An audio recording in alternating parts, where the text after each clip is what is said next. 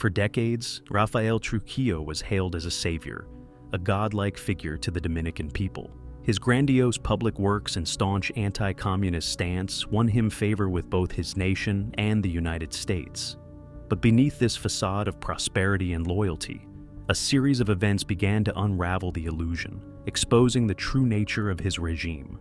The first crack in Trujillo's veneer of invincibility came with the disappearance of Jesús de Galíndez on March 12, 1956. Galíndez, a Spanish politician, writer, and Columbia University professor, was working on a report that would expose the dark truths of Trujillo's rule.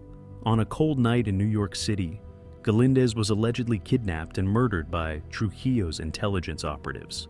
This brazen act of international abduction and murder sent shockwaves through the global community. It marked the beginning of a shift in perception, as people started to see Trujillo not as a benevolent leader, but as a ruthless dictator willing to silence any opposition.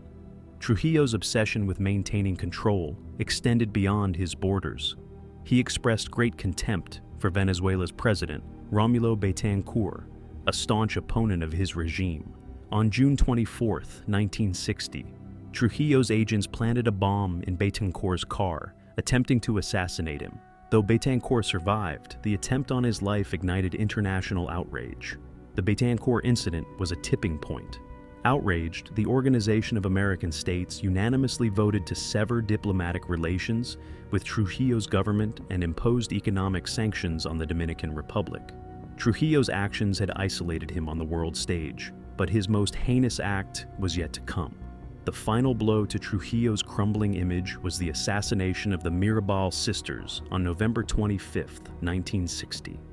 Patria, Minerva, and Maria Teresa Mirabal were vocal opponents of Trujillo, involved in clandestine activities against his regime.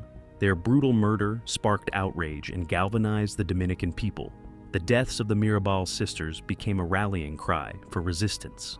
The Dominican people, now fully aware of Trujillo's brutality, began to organize and plot against him.